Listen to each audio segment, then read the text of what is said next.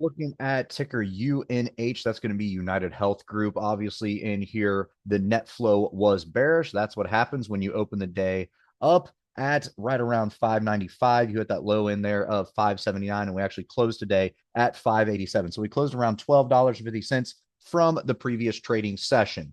Now, where does that put us? Well, we're still in here in no man's land. So we have to question ourselves up here. Is 580, this 579, 580 level that we bounced off today, is that going to be a support for us? Is there enough touch points here to kind of give us a little something? I wouldn't say no, but I'm also not going to say yes, right? So it looks like that might be a nice number going forward to kind of keep in the back of our head. But really, we care more about this 550 area down here, right? 551, 552, all of this right in here. We had all these touch points right around here. We care more about that less than we do about this 580 because this 580 doesn't look strong enough for a hold for us, but it could be that that's also another thing. It could be as well. So we need to take that in consideration, but more or less, we're keeping that 580 mark in the back of our mind in here.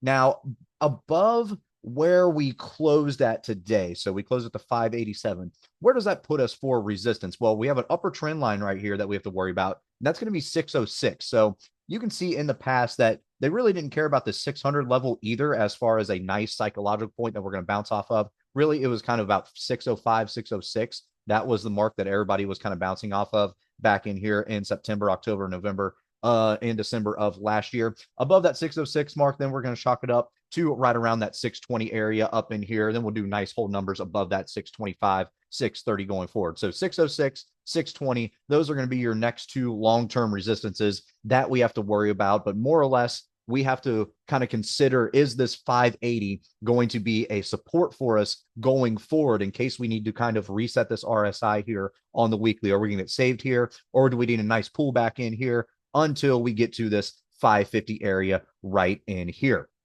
Now, if we open up our daily chart, we can kind of see a little bit more of a clearer picture of kind of what's going on in here. Obviously, there's your volatility, but you have this crossover with the 9-day EMA on your 200 SMA in here. So that is good. So that is bearish, right? But the problem is your RSI is a little bit overbought. So perhaps we need to take a breather up here. So we have to figure out, is the 580 mark going to be a nice place for us to kind of relax, not get too over exhausted up here, kind of relax, sit on that 580 and then work our way up? Or do we need to kind of pull back further and then hit this 9-day EMA here at the 560s before we head down here to the 551s? More or less, 551 is going to be a better point for us in here as support. But again, 580, that could be the mark. We just need to keep that in mind, in our back of our head as we're looking at this chart. Now, below this 551 mark, what is going to be here on the weekly chart to save us? Well, you have the 9-day EMA. It's currently at 540. And below that, 503, 500, where your 200 SMA is trading. That is going to be the key in there. And you do have earnings coming up pre-market this Thursday. So we're kicking off earnings this week, right? So this starts our new earnings cycle. So old school Dow stock, just United Health, had a lot of bearish flow in here today, but we might have got saved on this 580 because we do have earnings coming up pre-market on Thursday. So keep that in mind. We have right around a $26 expected move by Thursday expiration. 580 is looking like it's holding here so far, but we'll see what tomorrow brings. If not, 550, and we can even go down to 540, or even this 500 mark could be on the table by the time the week ends, just because IV is so juiced in here. I mean, it's not that far fetched. We're sitting at 25. We get a 2-time expected move. We're down in the 530s quicker than you know it, right? So that could easily happen in here, especially based off news and things like that. So it's gonna be interesting to see what happens in here. And likewise, we could go the other direction as well, right? So 620s could easily be on the table, just as easy as the 530 mark. So after expirations cycle, this expiration, your next week's expected move is right around $30. So really, you're juiced into the premiums this week, and it's almost as much on a short week compared to next week on a full week. So that is always interesting to see in there as well. And you also have, if we go to our expiration this week, it looks like you're going to have a little bit of a skew here to the call side. So we talked about that in our video this past week, checking the skew as far as put skew or call skew. And it looks like your skew is to the call side. That's because you have earnings coming up. That means that's where your risk is. So that could give us another hint in here. RSI on the daily, little overbought. Call skew, risk is now on the upside. Earnings coming up.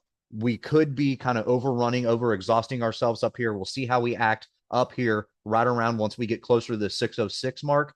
And that could give us a hint. And especially if this 580 starts to look even more shaky than what it already is, that could also give us a hint. Hey, guess what? We could be in a play here to kind of take off down here to right around these 550s first, and then hopefully head down here to around the 530, 540 area as well. So kind of keep that all in mind as you're kind of looking all this, trying to build an assumption for what kind of plays you're looking at in here. And also, if you go all the way out to May expiration cycle, right around a $40 expected move. So good IV in here, $26 expected move. We have an earnings cycle this Thursday, next week, $30. May expiration cycle, right around $40. RSI on the daily, little overbought. You have RSI in the weekly, basically neutral, but still up there. 580s looking a little shaky up here. We'll see how we react to that 600 to that 580 mark. Might give us a little hint as we're going into earnings, what people are seeing. And just kind of keep in mind your options premium in this week and figure out where everything is trading at, to kind of keep that in the back of your mind